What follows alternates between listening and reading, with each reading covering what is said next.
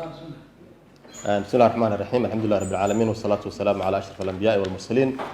سيدنا محمد وعلى آله وأصحابه أجمعين. maanta oo ay taariikhdu tahay bisha Janaayo 10keeda 2020 waxaan rabnaa inaan la wadaagno dhammaan ummadda Soomaaliyeed gaar ahaan bulshada weynta reer Galmudug in shaqadii iyo howlihii maamul u dhisida iyo dib u yeelidda maamul goboleedka Galmudug oo soo martay steps ama qaybo kala gedisan oo dhammaantood wada muhiim ahaa ay meel kale oo muhiim ah maanta ay ka tilaabsatay taas oo ah inaan maanta soo xulnay qaar kamid ah ama intii badneyd xildhibaanada dowlad goboleedka Galmudug kuwaas oo muddo xileedkooda oo noqon doono laga bilaabo maalinta la ansixiyo ilaa 4 sano oo soo socota hadii Alla idmo sida aad la socotaan dhismahan iyo dib u yeelidda dowlad goboleedka Galmudug wuxuu soo maray marxalado kala gedisan waxaana soo galay waqti iyo fikir iyo isku soo jiidis iyo isku soo dhaweyn iyo isku keenid ay sameeyeen dhinacyada kala gedisan heshiiska ku ah dowlad goboleedka Galmudug waxaan mahad ballaaran u jeedinaynaa oo mahadnaqaynaa dowladda federaalka Soomaaliya dhamaanteed qaybtii lixaad kale ee ay ka qaadatay in arrimahaas ay dib u dhismo maamul goboleedka Galmudug waxaan kaloo mahad celinaynaa saamilayda siyaasadeed iyo cid kasta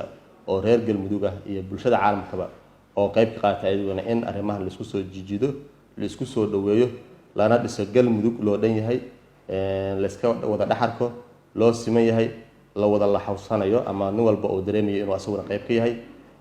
mahadnaqdaas ka bacdi waxaan leeyahay ummadda reer Galmudug maanta waxaad haysataan unugii aasaaska u ahaa dowlad goboleedka Galmudug waan dareemaynaa inuu ahaa ay ahayd shaqo culus waan dareemaynaa inay ahayd shaqo aad iyo aad loogu kala aragti gudisnaa waayo dadka oo tartanku ka dhaxeeyay ama wada rabay xilka way badnaayeen waxa la raadiyayna way yaraayeen waan hubaa inaan cid walba aysan sidii ay rabtay wada helin laakiin anagu waxaan isku daynay in aan ku dadaalno intii karaankeena ah inay noqdaan kuwii ugu mudnaa baarlamaanka labaad ee Galmudug waxaan isku daynay inta tabarnada inaan cadaalad u sameeyno ummadda reer Galmudug waxaan rajaynayaa in maaragtay lagu wada qanco hadii Alla idmo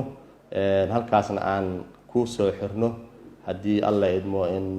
baarlamaanka labaad ee Galmudug oo unugii ugu horeeyay ee dowlad goboleedka Galmudug ah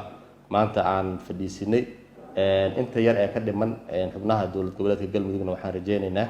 inaan ku soo dhameystirno sida ugu dhaqsiga badan ayaguna ay sii galaan waajibaadkooda kale ee u yaala oo ay soo dhameystiraan dowlad goboleedka Galmudug dhamaanteed waan u mahad celinaynaa cid kasta oo qayb ka qaadatay mar labaad iyo mar saddexaad waxaan leenahay waa mahadsantihiin sidii aan isku wada dul qaadanay sidii aan isku wada dhimrinay iyo sidii aan u soo wada shaqeynay waana mahadsantihiin wassalaamu calaykum waraxmatullaah